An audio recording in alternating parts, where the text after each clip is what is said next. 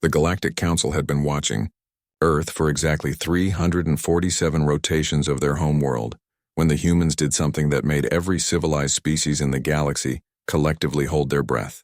It wasn't the first time humanity had surprised them, but it would be the last time anyone underestimated what these peculiar bipeds were capable of. Ambassador Zethkar of the Crystalline Hegemony was reviewing routine surveillance reports when the alert chimed through his neural implant. His 6 eyes widened as he processed the data streaming across his consciousness. The humans, those primitive creatures who had barely mastered interplanetary travel, had just launched a projectile at 17% the speed of light. The weapon itself was crude by galactic standards. No elegant plasma conduits or quantum field manipulators, just a simple magnetic acceleration chamber that hurled a tungsten slug with the force of a small star. But that simplicity was what terrified every advanced civilization monitoring the broadcast. "Impossible," whispered Chancellor Vex through her translator unit, her tentacles writhing in agitation. Their technology assessments showed they were at least 2 millennia away from relativistic weaponry. How did they bypass the fundamental energy requirements? The answer, as it turned out, lay in humanity's greatest strength and most dangerous characteristic: their complete inability to accept that something couldn't be done. While other species had spent millions of years developing elegant solutions that worked within the known laws of physics, humans simply ignored those laws when they became inconvenient. Dr. Sarah Chen stood in the control room of the Luna Research Station, watching telemetry data cascade across her screens. Her team had spent 15 years working on what the galactic community considered an impossible project. The energy requirements for accelerating matter to relativistic speeds were well documented. Every civilization in the galaxy had tried and failed to create practical weapons based on such principles. But humans had a different approach. Instead of trying to generate enough power to accelerate a massive projectile, they had simply made the projectile smaller and used every available energy source on their moon. Solar collectors, fusion reactors, antimatter reserves, even the rotational energy of the moon itself had been temporarily diverted into their experimental railgun. The target had been an asteroid in the outer system, chosen specifically because it posed no threat to inhabited worlds. When the tungsten slug struck, the resulting explosion was visible from Earth without telescopic assistance. The asteroid, roughly the size of a city, had simply ceased to exist. What the humans didn't know was that their test shot had been observed by 17 different galactic monitoring stations. Within hours, emergency sessions were being called across dozens of star systems. The implications were staggering. "They've weaponized kinetic energy on a scale we thought impossible," reported Admiral Crest to the emergency assembly. "A projectile moving at 17% light speed carries the destructive potential of antimatter bombs, but without the complex containment systems or exotic matter requirements." The Void Walkers, ancient beings who had witnessed the rise and fall of countless civilizations, emerged from their dimensional hiding places for the first time in millennia. Their spokesperson, an entity of pure thought known as the Witness, materialized before the Galactic Council with a message that chilled every artificial and organic intelligence present.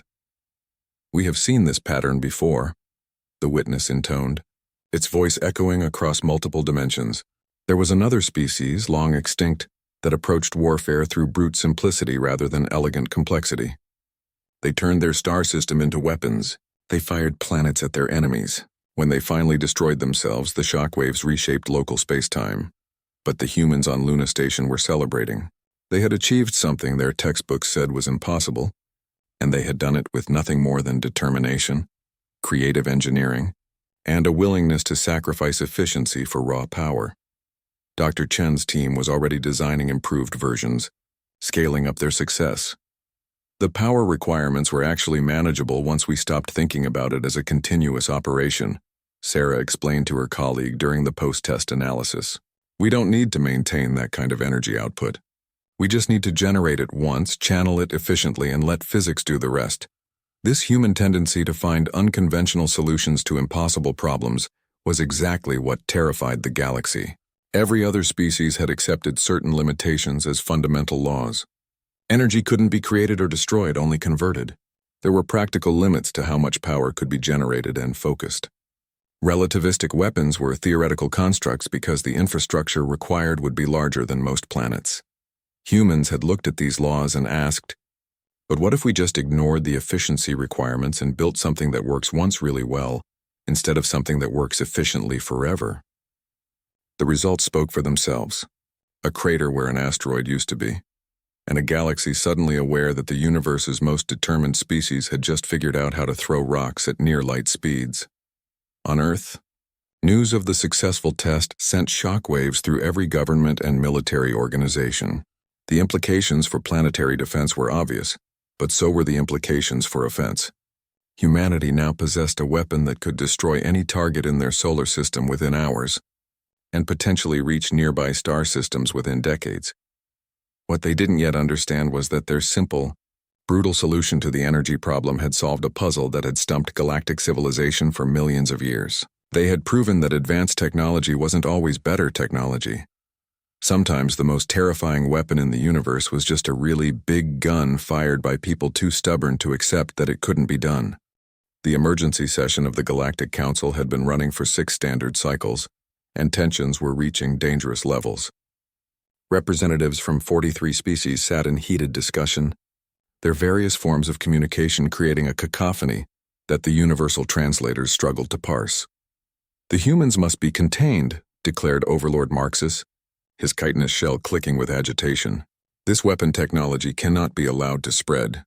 We've seen what their species does with primitive firearms. Imagine them with star killers.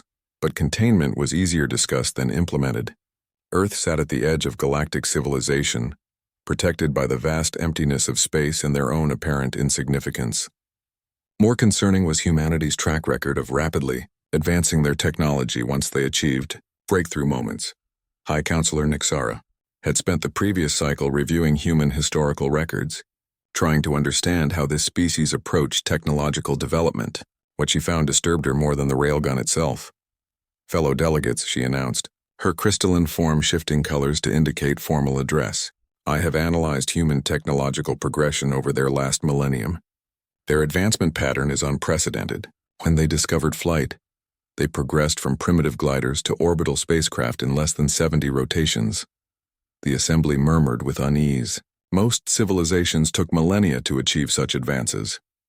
When they split the atom, Nixara continued, they went from basic nuclear reactions to fusion power in fewer than 50 rotations.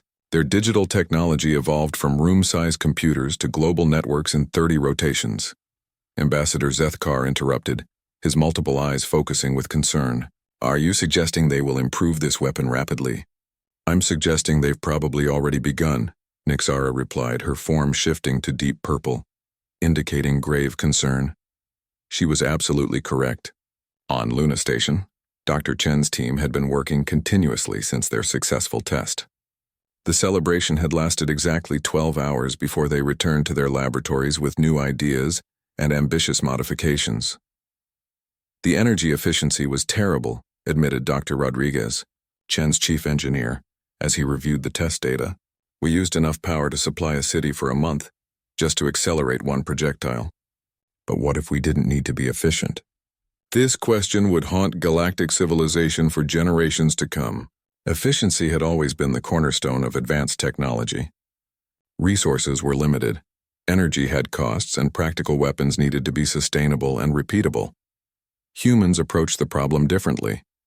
They had abundant solar energy, fusion reactors, and an entire solar system full of raw materials. Why build one efficient weapon when they could build 100 inefficient ones? We're thinking too small, Dr. Chen announced during their third planning session. The moon has enough mass to build 1,000 of these installations. We don't need one perfect railgun. We need a grid of them. The concept was simultaneously brilliant and terrifying. Instead of one massive weapon requiring enormous power, they would build a network of smaller railguns, each capable of launching projectiles at significant fractions of light speed. The combined firepower would be devastating, and the redundancy would make the system nearly impossible to destroy. Meanwhile, Earth's governments were beginning to grasp the implications of their moon-based weapon. Military advisors were frantically calculating firing solutions to various targets throughout the solar system. The asteroid belt could be cleared in months. Mars could be bombarded from impossible range. Any hostile spacecraft approaching Earth would face a barrage of relativistic projectiles. General Patricia Morrison stood before a classified briefing room filled with the world's most senior military leaders. The holographic display behind her showed targeting calculations that would have been pure fantasy just weeks earlier. "Ladies and gentlemen," she began, "we are no longer confined to planetary warfare. With proper coordination, we can engage targets throughout the solar system with precision and devastating effect. Our defensive capabilities have increased by several orders of magnitude. But defense was only part of the equation. The same technology that could protect Earth could also project power across interstellar distances. A railgun projectile fired at near light speeds would take only years to reach the nearest star systems. Compared to decades or centuries for conventional spacecraft, the galactic intelligence networks were already reporting increased activity around Earth. Human spacecraft, previously limited to slow chemical rockets and basic fusion drives, were being launched at an unprecedented rate. Mining operations in the asteroid belt had expanded dramatically. Construction projects on Luna had increased tenfold. "They're industrializing their entire solar system," reported Agent Kestar during a covert surveillance briefing. "Resource extraction, manufacturing, power generation, all of it is being scaled up rapidly." The Voidwalkers, still present at the ongoing council sessions, shared fragments of memory from the ancient species they had mentioned earlier. The records were disturbing. That long-extinct civilization had followed a similar pattern: breakthrough weapon technology, rapid industrialization, and an exponential increase in destructive capability. They called themselves the architects of entropy, the witness explained, its form flickering between dimensions. They believed that overwhelming force could solve any problem. They were not wrong, but their solutions often created larger problems. The architects had eventually built weapons capable of destabilizing stars and had used them during their civil wars. The result had been the destruction of their entire species and the creation of a dead zone in space that still existed millions of years later. But humans seemed different in one crucial way. Their first railgun test had been conducted against an uninhabited asteroid, far from any populated areas. They had demonstrated restraint and careful targeting. This gave some council members hope that humanity might be more responsible with their newfound power. That hope was challenged when Earth's governments began transmitting messages into deep space, addressed to any listening civilizations. The messages were simple and direct. Earth was now capable of defending itself and its interests. Any species considering hostile action should reconsider carefully. The audacity was breathtaking. A species that had barely achieved interplanetary travel was issuing warnings to civilizations that had mastered faster than light communication and energy manipulation. But the warnings weren't empty threats. Long-range sensors detected the construction of additional railgun installations across Luna's surface. Each new facility was larger and more powerful than the previous one. Human engineering was improving with frightening speed. Dr. Chen stood on the observation deck of Luna Station, watching construction crews assemble their 7th railgun installation. The latest design was 3 times more powerful than their original prototype and required half the energy input. Human engineers, it seemed, learned very quickly from their mistakes. "We'll have 12 installations operational within 6 months, she told the assembled project leaders. "Combined firepower sufficient to sterilize any hostile fleet approaching our solar system." She paused, looking out at Earth hanging in the black sky. "And if necessary, we can reach any star system within 50 light years." The implications of that statement would soon reach every corner of galactic civilization, carried by quantum communication networks that spanned the galaxy. Humanity had not only developed devastating weapons technology, they were preparing to project that power across interstellar distances.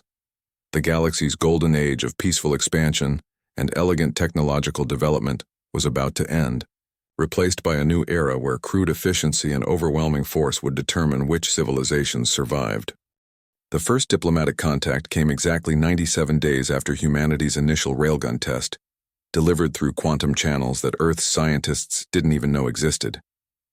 The message materialized as a complex energy pattern in Earth's upper atmosphere, forming words in every human language simultaneously. "Greetings, humans of Earth. We represent the Galactic Council of Civilized Species. We wish to establish formal diplomatic relations and discuss matters of mutual interest. Dr. Elena Vasquez, Earth's lead xenolinguist, stared at the translated message with a mixture of excitement and terror. After decades of searching for extraterrestrial intelligence, contact had finally been made. But the timing was suspicious. They've been watching us, she concluded during the emergency briefing with world leaders. This isn't first contact. This is a response to our weapon test. President Sarah Mitchell nodded grimly. The question is whether they see us as a threat to be eliminated or a power to be negotiated with. The answer came with the next message, which included detailed technical specifications for faster-than-light communication devices and an invitation to send representatives to a neutral meeting point in the outer solar system. The technology transfer was clearly intended as a demonstration of galactic civilization's advanced capabilities, but humanity's response surprised everyone involved. Thanks. You for the communication technology, came Earth's reply, transmitted through the newly constructed quantum communicator. However, we prefer to meet at Luna Station. You're welcome to visit us there. The audacity of the response sent shockwaves through the Galactic Council. A newly contacted species was refusing to travel to a neutral location and instead inviting galactic representatives to visit their weapons platform. The implications were clear. Humanity wanted any negotiations to occur under the protection of their railgun installations. Ambassador Zethkar volunteered to lead the diplomatic mission, partly from curiosity, and partly because his crystalline physiology was immune to most forms of kinetic damage. If the humans proved hostile, he might survive long enough to transmit a warning. The journey to Luna Station took 3 days aboard his personal diplomatic vessel, an elegant craft that utilized quantum field manipulation for propulsion. As they approached Earth's moon, Zethkar's sensors began detecting the true scope of human construction efforts. Fascinating, he murmured to his aide. The entire lunar surface has been converted into an industrial complex. I count 14 separate railgun installations, each larger than our preliminary estimates suggested. What the sensors couldn't detect was the underground construction. Humanity had been busy in the months following their first contact with galactic civilization. The threat of advanced alien species had motivated unprecedented international cooperation and resource allocation. Dr. Chen greeted the alien delegation personally, her calm demeanor masking intense curiosity about Earth's first extraterrestrial visitors. Ambassador Zethkar towered above her, his crystalline form refracting the harsh lunar sunlight into rainbow patterns. "Welcome to Luna Station," she said through the universal translator that had been provided with the communication technology. "We're honored to host representatives of galactic civilization." The tour that followed was carefully orchestrated to demonstrate both human capabilities and restraint. Zethkar was shown the railgun installations, the massive power generation facilities, and the underground manufacturing complexes that could produce projectiles at an incredible rate. "Your weapons are crude but effective," Zethkar observed, examining one of the railgun barrels through his sensor array. "The energy requirements must be enormous." "We've learned to work with what we have," Dr. Chen replied diplomatically. "Human engineering tends to favor robust simplicity over elegant complexity." What she didn't mention was that human engineers had already begun work on their next generation of weapons. The railguns were impressive, but they were just the beginning. Research teams were developing magnetic bottle fusion bombs, antimatter containment systems, and exotic matter manipulation devices. The real revelation came during the formal negotiations, when Earth's representatives presented their understanding of galactic politics based on the information they had received. Humanity's analysts had been working around the clock to decode the subtle implications in the galactic communications. "We understand that your civilization has existed peacefully for millions of years," began Secretary of Defense Michael Torres. "No major wars, no resource conflicts, no territorial disputes. This suggests either perfect harmony or perfect stagnation."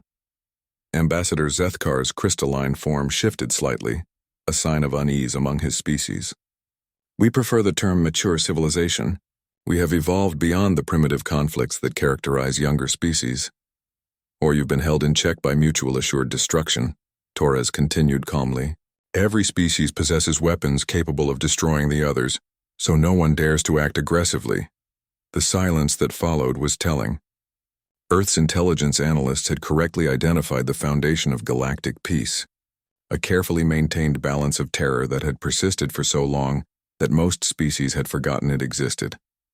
What concerns us, Torres continued, is that humanity has just upset that balance. We possess weapons that can reach any star system in galactic space, but we're not bound by the same cultural restraints that prevent you from using yours. This was the heart of the galactic crisis. Humanity's weapons were dangerous not because they were more powerful than existing galactic arsenals, but because humans hadn't spent millions of years learning to fear their own destructive capabilities. We propose a different approach, Dr. Chen announced, activating a holographic display that showed humanity's expansion plans. Rather than joining your static civilization, we suggest dynamic collaboration. We have resources, energy, and determination. You have knowledge, experience, and established infrastructure. The proposal was revolutionary. Instead of humanity slowly adapting to galactic civilization over millennia, they were suggesting that galactic civilization adapt to humanity's rapid development pace. Joint ventures, shared research, combined exploration missions. We could establish new colonies, Chen continued, develop new technologies, and explore regions of space that your civilizations have deemed too dangerous or difficult to reach. Ambassador Zethkar was processing implications at a rate that strained his cognitive arrays.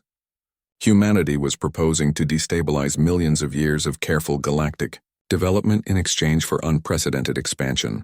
Opportunities. You're asking us to abandon everything we've built, he said finally. We're asking you to build something better, Torres replied. Your civilizations have achieved perfection within limitations. We're offering to help you transcend those limitations. The negotiations continued for days, with quantum communications carrying every word back to the Galactic Council in real time. The debates that followed would reshape galactic civilization, but the outcome was becoming increasingly clear. Humanity had offered the galaxy a choice: embrace change and unlock unprecedented possibilities, or maintain the status quo and risk being left behind by a species that refused to accept limitations. The decision would define the future of intelligent life throughout the galaxy. But first, the Council needed to determine whether humanity could be trusted with the power they were rapidly accumulating. What they didn't yet realize was that trust might no longer be relevant. Humanity's industrial capacity was growing exponentially, and their weapons technology was advancing at a rate that terrified even the ancient Voidwalkers. Soon, the question wouldn't be whether humanity could be trusted. The question would be whether galactic civilization could survive humanity's inevitable expansion into the stars. Regardless of whether they were invited or not, the humans, for their part, were already making plans for both possibilities. The first act of galactic aggression came from an unexpected source: the hegemony of pure thought, a collective consciousness that had existed peacefully for over 2 million years, decided that humanity represented an unacceptable contamination of galactic order. Their decision was transmitted across quantum networks as a cold, mathematical analysis. Species designation human. Threat level extinction class. Recommended action: immediate termination before technological advancement reaches critical threshold. The hegemony's attack fleet consisted of 12 consciousness ships, each one housing millions of linked minds that could process tactical information at speeds approaching light. Their weapons were works of art: plasma sculptures that could dismantle matter at the molecular level, gravity wells that could compress planets into black holes, and temporal distortion fields that could age targets to death in seconds. Against any conventional galactic civilization, the fleet would have been unstoppable. The hegemony's warforms were perfected over eons of theoretical modeling, tested in simulations that spanned virtual millennia. Their approach to Earth's solar system was a masterpiece of tactical precision. Unfortunately for the hegemony, humans had never been taught that certain tactical approaches were impossible. Admiral Sarah Kim stood in the command center of Luna Defense Grid, watching long-range sensors track the approaching alien fleet. The enemy ships were still 3 light hours away, moving at significant fractions of light speed and confident in their technological superiority. "Time to impact?" she asked her tactical officer. "Approximately 14 hours at current velocity," came the reply. "Their ships are maintaining formation and broadcasting surrender demands. Admiral Kim smiled grimly. The aliens were giving humanity time to surrender, which meant they expected a conventional response.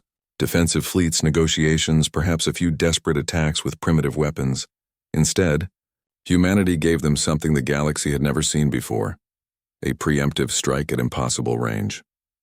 All stations. This is Luna Command, Admiral Kim announced across the quantum communication network. Implementing Protocol 7. All railgun installations, target acquisition confirmed. Fire when ready.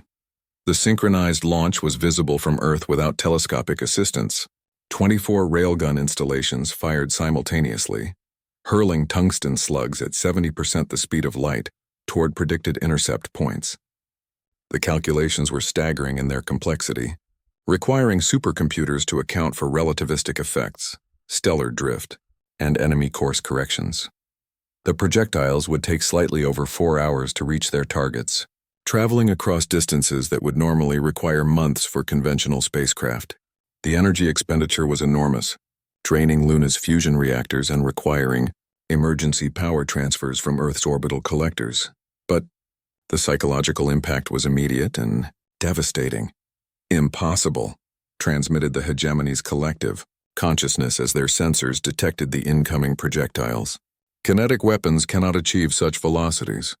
Our intelligence indicates their maximum range was limited to inter-system targets. The aliens had made the same mistake that galactic civilization consistently made when dealing with humans. They had analyzed human capabilities based on observed technology, not human determination to exceed their own limitations. In the 4 hours between launch and impact, humanity's quantum communicators lit up with messages from across the galaxy. Some were warnings, others were encouragement, but most were expressions of disbelief that a species barely capable of interplanetary travel was attempting to engage a fleet at interstellar distances. The hegemony fleet, confident in their defensive capabilities, made only minimal course corrections. Their shields could deflect energy weapons, their hulls could withstand gravitational stress, and their temporal defenses could slow incoming threats to manageable speeds. What they couldn't do was stop 24 tungsten slugs moving at 70% of light speed from punching through their ships like bullets through tissue paper. The destruction was absolute. 12 consciousness ships, each containing millions of years of accumulated knowledge and billions of linked minds, were reduced to expanding clouds of superheated plasma in less than a microsecond. The hegemony of pure thought, which had existed since before Earth's continents had finished forming, ceased to exist in an instant. The silence that followed across galactic communication networks was profound and terrifying. "By the void," whispered Chancellor Vex during the emergency council session. They destroyed the hegemony fleet at impossible range with primitive kinetic weapons. How is this possible? The answer came from an unexpected source. Dr. Chen had been invited to address the Galactic Council directly, her image transmitted across quantum networks to species that had never seen a human before. "Your civilizations think in terms of elegant efficiency," she explained, her voice carrying clearly through universal translators. "You build weapons that can be used repeatedly, sustainably, with minimal resource expenditure. We built weapons that work once perfectly regardless of cost." She activated a holographic display showing Luna's current industrial capacity. "We can manufacture 1,000 tungsten slugs per day.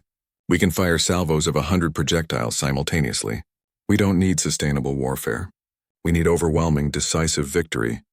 The implications were staggering. Humanity had weaponized their entire industrial base, turning their solar system into a massive ammunition factory. While other species built elegant weapons that could be used sparingly, humans had built crude weapons that they could use wastefully. Furthermore, Dr. Chen continued, "We're not limited by your tactical doctrines. You engage enemies at close range because your weapons are sophisticated and your defenses are designed for complex threats. Our weapons are simple. We throw rocks very fast at things we want destroyed." Ambassador Zethkar, speaking for the Council, asked the question that every species was considering. "What do you intend to do with this capability?" Dr. Chen's response would be quoted across galactic civilization for millennia to come. "We intend to defend our interests and expand our presence in the galaxy. We're not interested in conquest for its own sake, but we're also not interested in being confined to our home system. Any species that attempts to limit our development or threaten our people will discover that distance is no longer a meaningful defense. The threat was clear and absolute. Humanity had transformed the fundamental nature of galactic warfare, making it possible to destroy enemies across interstellar distances with weapons that were cheap, simple, and devastatingly effective. More importantly, they had demonstrated the will to use those weapons preemptively and without warning. We're prepared to discuss peaceful coexistence and mutual cooperation, Dr. Chen added diplomatically. But such discussions will take place between equals, not between advanced civilizations and primitive newcomers.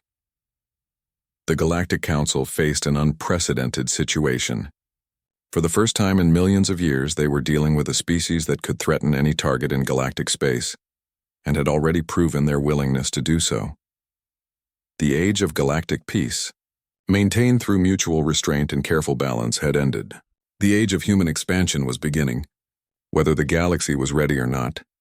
And based on the industrial reports coming from Earth's solar system, humanity was just getting started.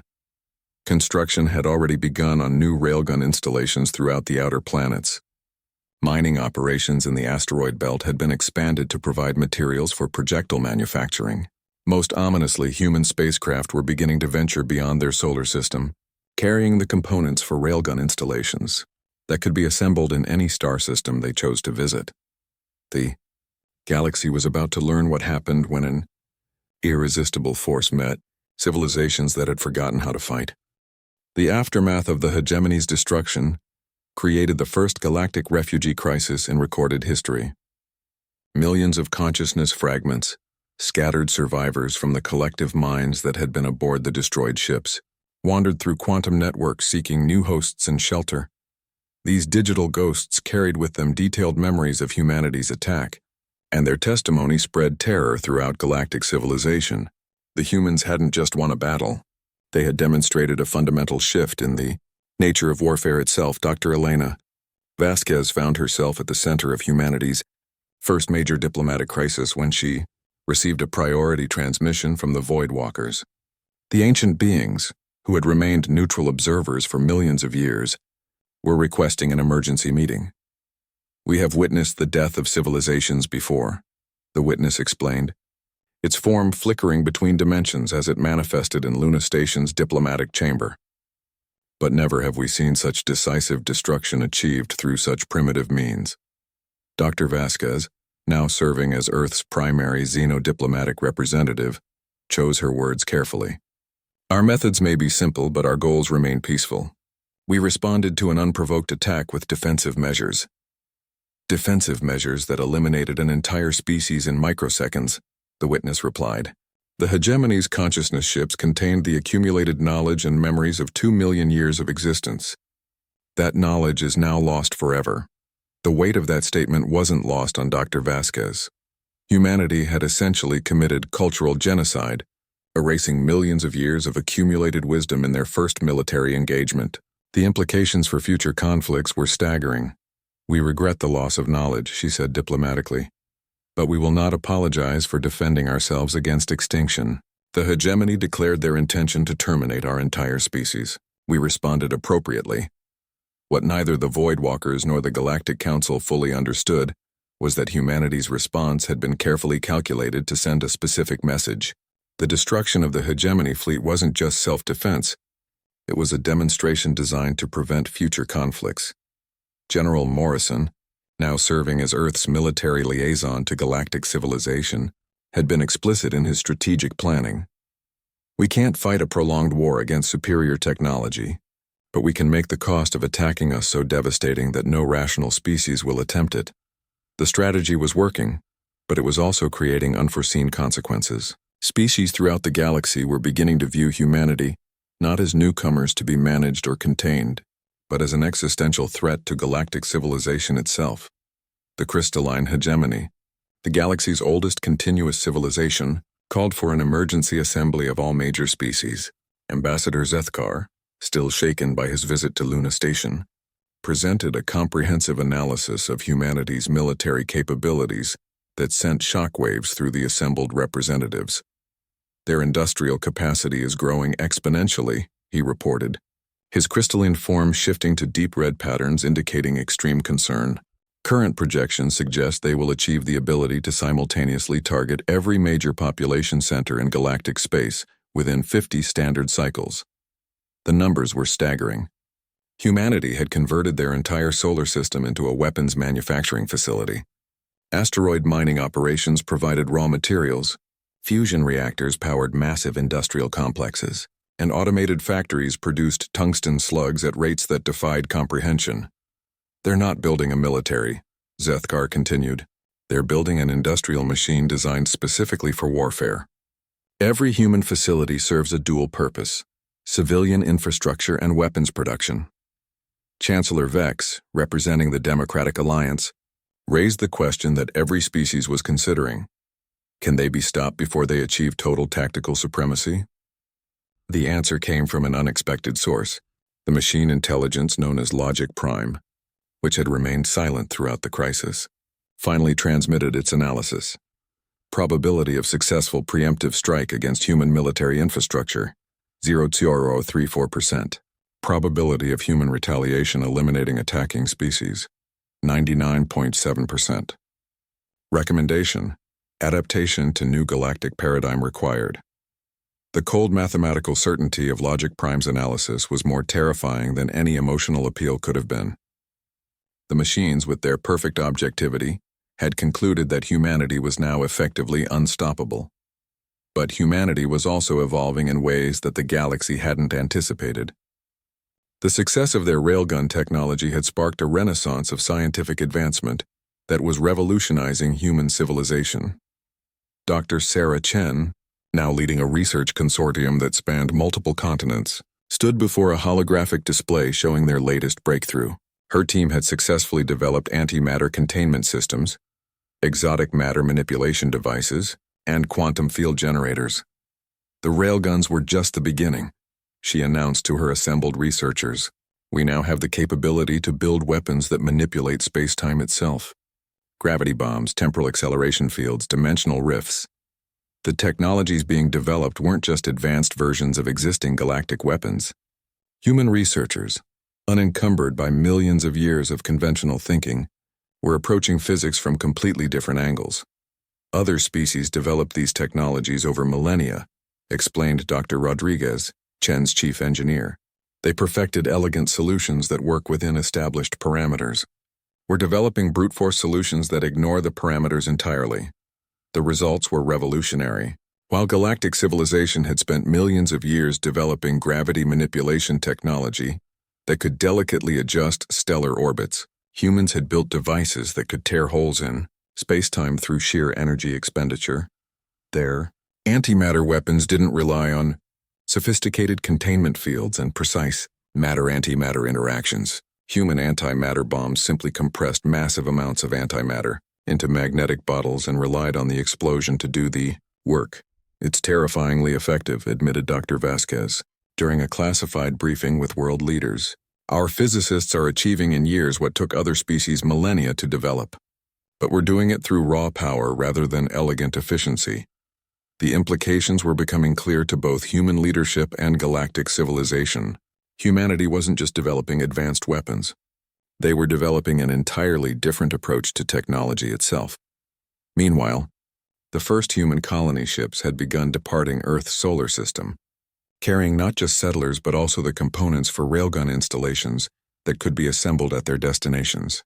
Each new human colony would become a potential weapons platform capable of threatening targets across interstellar distances. They're not just expanding, observed Agent Kessitar during a covert surveillance briefing. They're establishing military outposts throughout local space. Each human settlement becomes a potential threat to nearby civilizations. The Galactic Council faced an unprecedented dilemma. Humanity's expansion couldn't be stopped through military force, but it also couldn't be allowed to continue unchecked. The balance of power that had maintained galactic peace for millions of years was collapsing. Dr. Vasquez received the formal request during a routine diplomatic meeting. The Galactic Council wanted to offer humanity full membership in galactic civilization, including access to faster-than-light travel technology, advanced manufacturing techniques, and the accumulated knowledge of millions of years of scientific advancement. The offer was unprecedented. No species in galactic history had been offered full membership so quickly, and certainly not while they were still confined to their home star system. But the offer came with conditions.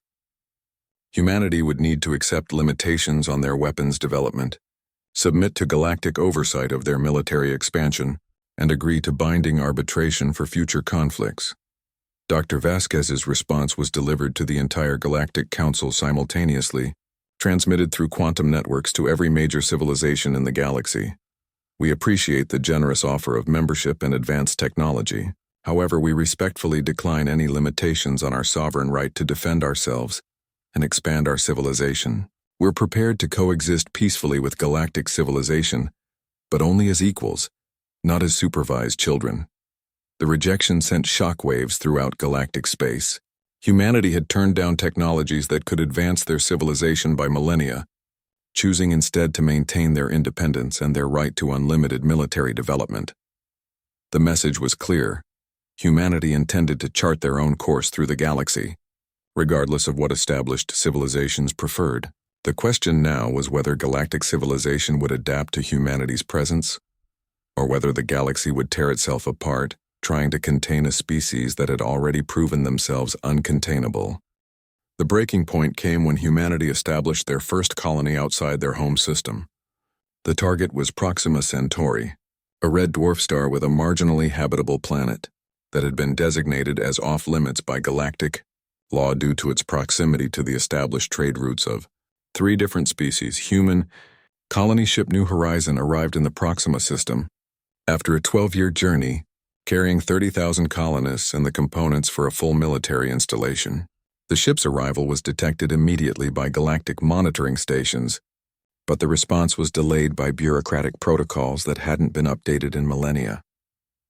By the time the Galactic Council issued formal protests, the humans had already begun construction of atmospheric processors, mining facilities, and most concerning, a massive railgun installation that dwarfed anything they had built in their home system. Captain Maria Santos, commander of the New Horizon, transmitted her response to the galactic protest with calm professionalism. The Proxima system was unoccupied and unclaimed by any galactic civilization. Under established precedent for first settlement rights, this system now falls under human jurisdiction. The legal argument was technically correct, but it ignored thousands of years of informal agreements about expansion boundaries and territorial respect. More importantly, it established a precedent that terrified every established civilization. Humanity was claiming the right to settle anywhere they chose, regardless of existing galactic conventions. Ambassador Zethkar found himself in the unprecedented position of delivering an ultimatum to a species that had repeatedly demonstrated their willingness to use devastating force in response to threats. The Galactic Council demands immediate withdrawal from the Proxima system, he transmitted through quantum channels. Human occupation of this region violates territorial agreements established long before your species achieved space travel. Captain Santos's response was broadcast across the galaxy, ensuring that every civilization would witness humanity's position. We recognize no territorial agreements that were made without human participation. Our expansion will continue according to our needs and capabilities, not according to restrictions imposed by species we had no opportunity to negotiate with. The statement was a direct challenge to millions of years of galactic law and custom. Humanity was rejecting the fundamental premise that established civilizations had the right to regulate the expansion of newcomer species. More disturbing was the implication that human expansion would be limited only by their own capabilities, not by any external authority. Given their demonstrated technological advancement and military power, this suggested that human expansion would be essentially unlimited. The crisis deepened when long-range sensors detected additional human colony ships en route to star systems throughout local space. Humanity wasn't just challenging galactic authority over one system. They were launching a coordinated expansion effort that would establish human presence across dozens of star systems simultaneously. Dr. Chen, now serving as Director of Human Colonial Development, addressed the Galactic Council from her new headquarters on Luna Station. The facility had grown into a massive complex that combined diplomatic functions with military command and industrial coordination. Fellow sapients, she began, using the formal address protocol for galactic communication. Humanity appreciates your concerns about our expansion activities. However, we must point out that galactic civilization has had millions of years to establish settlements in the regions we're now colonizing. The fact that these systems remain unoccupied suggests they were considered undesirable or unimportant. Her logic was unassailable and infuriating. Galactic civilization had indeed avoided many of the systems that humans were now targeting, primarily because they required significant terraforming efforts, or were located in regions considered strategically unimportant. We're prepared to discuss mutual cooperation and resource sharing, Dr. Chen continued. But such discussions must be based on recognition of human sovereignty over the systems we've legitimately settled. The offer was reasonable in principle, but revolutionary in practice. Humanity was proposing to become an equal partner in galactic civilization, while simultaneously rejecting all existing frameworks for managing expansion and territorial rights. Chancellor Vex, speaking for the Democratic Alliance, attempted to find middle ground. Perhaps we could establish new protocols that acknowledge human expansion rights while ensuring coordination with existing civilizations. Dr. Chen's response demonstrated how fundamentally different human thinking was from established galactic norms. We're willing to coordinate with neighbors who approach us as equals. We're not willing to submit our expansion plans for approval by distant bureaucracies that have no stake in our success. The rejection was diplomatic, but absolute. Humanity would cooperate when it served their interests, but they would not accept external authority over their development. This position became untenable when the Voidwalkers revealed information that changed the entire nature of the crisis. The ancient beings, who had observed galactic development for millions of years, announced that they had been monitoring humanity since their first railgun test. The species you know as humans, the witness explained during an emergency council session, exhibit behavioral patterns we have observed only twice before in galactic history. They possess what we term expansion imperative, coupled with technological acceleration syndrome. The clinical terms described a terrifying reality. Species with expansion imperative were biologically and culturally driven to spread throughout the galaxy, regardless of obstacles or opposition. Species with technological acceleration syndrome developed new capabilities at exponential rates once they achieved breakthrough moments. The combination of these traits, the witness continued, has historically resulted in either galactic domination or species extinction. There is no middle ground. The implications were staggering. Humanity wasn't just a new player in galactic politics. They were a force of nature that would either reshape galactic civilization or destroy themselves in the attempt. Previous species with these characteristics, the witness explained, either conquered most of known space before internal conflicts destroyed them, or they were eliminated by coalitions of established civilizations before they could achieve strategic dominance. Ambassador Zethkar asked the question that every species was considering. Which outcome do you predict for humanity? The witness's response chilled every artificial and organic intelligence monitoring the communication. Humanity exhibits unprecedented technological adaptation capabilities. They may represent the first species capable of achieving galactic expansion without self-destruction. The statement was both a prediction and a warning. Humanity might succeed where other expansion imperative species had failed, achieving stable dominance over galactic civilization. But success for humanity would mean fundamental changes for every other species in the galaxy. The careful balance of power, the established territorial boundaries, the sophisticated diplomatic protocols that had maintained peace for millions of years would all become obsolete. Dr. Chen, monitoring the galactic communications from Luna Station, understood the implications as well as any alien diplomat. Humanity had reached a point where their expansion would either be accepted by galactic civilization or would result in a war that could destroy intelligent life throughout local space. Her response to the void, Walker's analysis, was transmitted to every civilization simultaneously, ensuring that there would be no ambiguity about human intentions. We understand the concerns about our expansion and technological development. We also understand that galactic civilization faces a choice: adapt to our presence or attempt to eliminate us before we become too powerful to contain. The statement hung in the quantum channels like a challenge. Humanity was acknowledging the fundamental nature of the crisis while making it clear they were prepared for either outcome. "We prefer cooperation and mutual benefit," Dr. Chen continued, "but we're prepared for whatever response galactic civilization chooses to make." The galaxy now faced the most critical decision in its history. Accept the end of the established order and adapt to human expansion, or unite in a final attempt to preserve the status quo by eliminating humanity before they achieved unassailable power. The choice would determine not just the future of human civilization, but the survival of intelligent life throughout the galaxy. The final decision came during what would be remembered as the Last Council, a gathering of every major galactic civilization to determine humanity's fate. For the first time in recorded history, species that had maintained careful neutrality for millions of years were forced to choose sides. The debate lasted for 17 standard cycles, with quantum communications carrying arguments across thousands of star systems.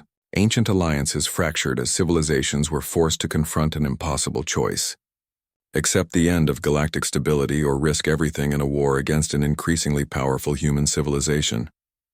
Logic Prime, representing the machine intelligences, presented the mathematical reality with characteristic precision. Current projections indicate human technological advancement will achieve parity with galactic civilization within 47 cycles. Projected superiority threshold, 62 cycles. Window for successful elimination action, closing rapidly.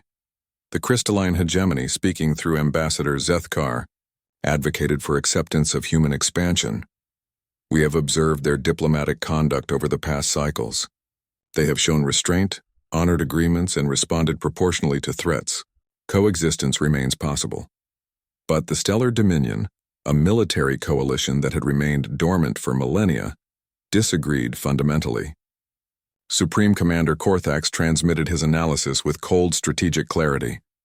"Humans have demonstrated the capability and will to eliminate entire civilizations without warning. Their expansion pattern indicates eventual conflict with every established territory. Prevention requires immediate action while victory remains possible." The debate reached its climax when the Voidwalkers revealed the final piece of information they had been withholding. The witness materialized before the assembled civilizations with news that would reshape everything. "We have detected quantum signature patterns in human space that match those of the predecessor civilization," the witness announced, its multidimensional form flickering with agitation. "The species that built the great works and vanished before recorded history began." The silence that followed was profound. The predecessors were the subject of galactic mythology, a civilization so advanced that they had transcended physical existence entirely.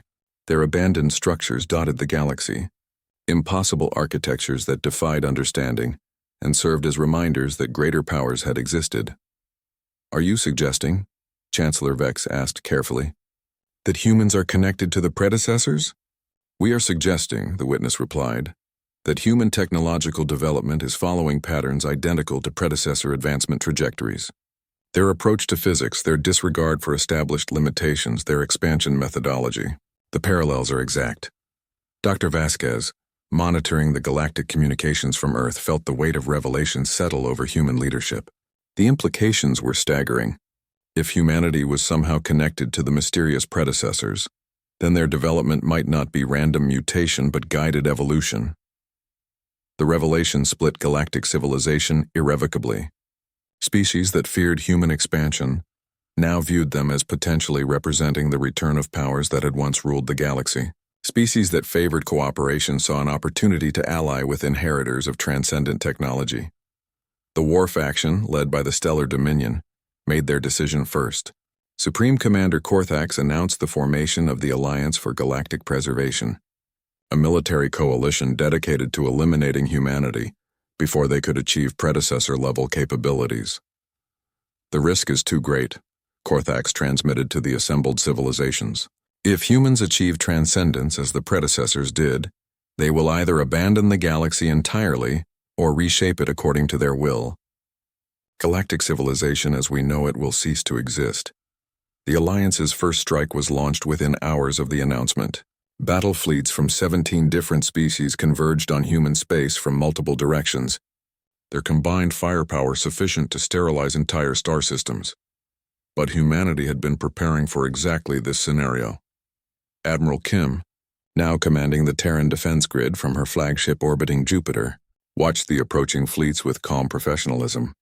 Human long-range sensors had tracked the Alliance mobilization from its earliest stages, and response protocols had been activated across all human settlements. All stations. "This is Terra Command," she broadcast across the human quantum network. "Operation Decisive Response is now active. All colonies are weapons-free. Engage at maximum range." The coordinated human response was unlike anything galactic civilization had ever witnessed. Railgun installations throughout human space opened fire simultaneously, launching thousands of projectiles at velocities approaching 90% of light speed. The mathematics of interstellar warfare had been revolutionized by human engineering. While the Alliance fleets were still hours away from their targets, human projectiles were crossing the intervening space in minutes. Impossible targeting solutions, transmitted Alliance Admiral Vorthak as his sensor arrays detected incoming threats, projectiles approaching at relativistic speeds from impossible ranges. "Our defensive systems are not calibrated for kinetic weapons at these velocities." The destruction was absolute and terrifying. 17 battle fleets representing the combined military might of galactic civilization's most powerful species were reduced to expanding debris fields before they could fire a single shot. But the human response didn't stop with defensive actions. Within hours of the Alliance attack, human colony ships throughout local space began launching their own strike missions. Species that had supported the Alliance found their home systems under bombardment from human installations they didn't know existed. Dr. Chen, now serving as Director of Human Strategic Operations, addressed the galaxy from Luna Station as reports of Alliance casualties flooded galactic communication networks. "The Alliance for Galactic Preservation has been neutralized," she announced with clinical precision. "Human casualties, 0. Alliance casualties, complete elimination of all military assets and 67% of participating civilizations." The numbers were staggering. In less than 6 hours, humanity had effectively ended galactic civilization's ability to wage war against them. More than half of the species that had opposed human expansion had been rendered extinct or reduced to pre-industrial status. "We regret the necessity of such decisive action," Dr. Chen continued, "but the Alliance left us no choice. We will not tolerate attempts to eliminate human civilization." The surviving members of galactic civilization faced a new reality. Humanity had not only survived the greatest military alliance in galactic history, they had destroyed it so completely that resistance was no longer mathematically possible. But humanity's true victory came in what happened next. Instead of exploiting their absolute military superiority to conquer the remaining civilizations, they offered something unprecedented: genuine partnership. "We propose the establishment of the Galactic Cooperative," Dr. Chen announced to the traumatized survivors of the Alliance War. "A confederation of independent civilizations working together for mutual benefit, scientific advancement, and coordinated expansion into unexplored regions of space." The offer was revolutionary. Rather than replacing galactic civilization with human dominance, humanity was proposing to transform it into something entirely new, a dynamic confederation based on voluntary cooperation rather than static balance maintained through fear. Species that had expected subjugation found themselves invited to join research projects that promised technological breakthroughs. Civilizations that had anticipated extinction were offered protection and partnership in expansion efforts that would open new regions of space for settlement. The response was overwhelming. Within months, the Galactic Cooperative had more members than the old Council had ever managed to maintain. Civilizations that had remained isolated for millennia emerged to join the new confederation. Ambassador Zethkar, now serving as the first non-human director of cooperative relations, reflected on the transformation during a ceremony celebrating the first joint human-alien colony. "We spent millions of years building a civilization based on avoiding conflict," he observed, his crystalline form shifting to patterns of contemplation. "Humanity taught us that avoiding conflict simply postpones it. Better to embrace change and growth, even if it involves risk." The galaxy that emerged from humanity's expansion was fundamentally different from what had existed before. Instead of static perfection maintained through careful balance, galactic civilization became dynamic and growing, constantly pushing into new frontiers and developing new capabilities. Human settlements served as catalysts for rapid development wherever they were established. Species that had remained technologically static for millennia found themselves achieving breakthrough advances within decades of contact with human research. The predecessor connection remained a mystery, but its implications continued to shape galactic development. Whether humanity represented an evolution of the ancient civilization or simply followed similar patterns, they had achieved something the predecessors had not: sustainable expansion that enhanced rather than replaced existing civilizations. The final decision came